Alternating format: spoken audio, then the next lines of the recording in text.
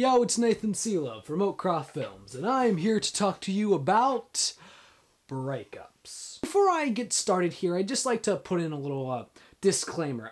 If you are one of the half a dozen girls that have dumped me in the past, then I'd like to let you know that this isn't about you. This is about the combination of all of you. And it also seriously does not have anything to do with the fact that I just got dumped a week ago.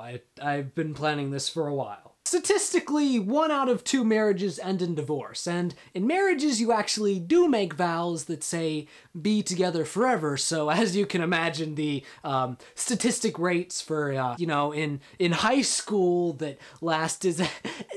There are 2 main kinds of breakups. First you have, the good kind, the mutual kind, where, you both, feeling like, this isn't working out, like, it's really not. So yeah, I go this way, you go that way. But you also have the really, really crappy kind of breakup where one person wants to break up with the other, and sometimes, there are signs. Oh, by the way, guys, also would like to let you in on a little secret. When a girl says, there's nothing to worry about, that's bad. That's really bad.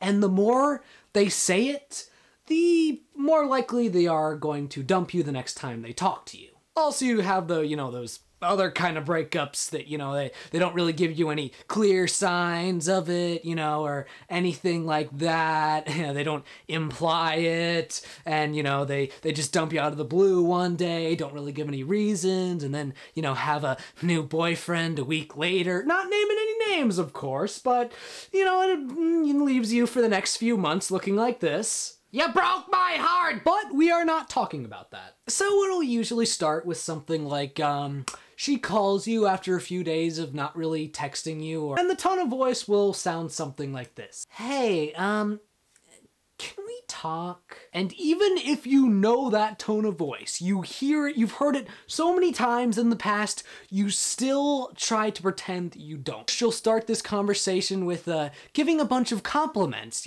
saying all the things that she loves about you. And this whole time you'll just be thinking, please don't let there be a button there, please don't let there be a button there, please don't let there be a button there. But... what will follow that but will pretty much be just a big list of things that completely contradict everything that she just said. So I think that we should date other people, or, I think that we should take a break for a while. Yeah, by the way, just so you know, when they say take a break for a while, they don't mean a while, they mean, like, over. After she says that one thing, whether it's, we need to take a break or anything, you just deflate. Like, you feel like you're about to cry. And then there's just that awkward silence. And then she'll ask the one thing that you did not want her to ask. Are you okay? No, you want to say, no, I'm not okay. You just f***ing dumped me. But you don't. Instead, in the worst possible liar's voice you have, you just go on and on. Oh, of course I'm okay. All of this done, while holding back tears. And then comes the part that will almost break you. She will say in the sweetest possible voice she can, well, goodbye. Bye! If this was in person, then most of the dialogue would be pretty much the same, but for the sake of showing off my new phone, I decided to have it be a phone conversation. And guys have a bit of a delayed reaction when it comes to this kind of stuff, so the worst part won't be the initial breakup. It'll be 2 days later, after the breakup, when you finally realize, holy shit, she dumped me. And then comes my favorite part of all, when you see her again. And it will always happen because nature has a very, very sick sense of humor. It'll probably take a few months. The moment you see her, you feel just as bad as the day she broke up with you. But you can't let her know that, because if she knows that, then she has won. So you gotta act over-enthusiastic about everything and, my God, it's you! Oh, how have the last few months been treating you? Oh, well, things have been really great. I mean, I got this new boyfriend. You have a new boyfriend! That's good! Yeah, I mean, he's a great guy. I mean, how do your parents feel about this? Oh, my parents love him. Your parents love him! So, How have you been? The interesting thing about this whole transaction here is that the more hyper you pretend to be, the more depressed you actually are inside. So, yeah, breakups suck, but they're not the end of the world. And if you're currently in a high school relationship, don't automatically assume that it's going to end. You can't predict the future, and who knows, my parents were high school sweethearts. But if it doesn't last, then don't worry about it.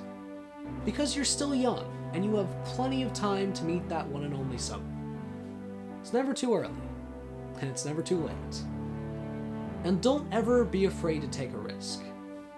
Don't be concerned about what might happen if you do the relationship. Because you should be more worried about what you could be missing if you don't.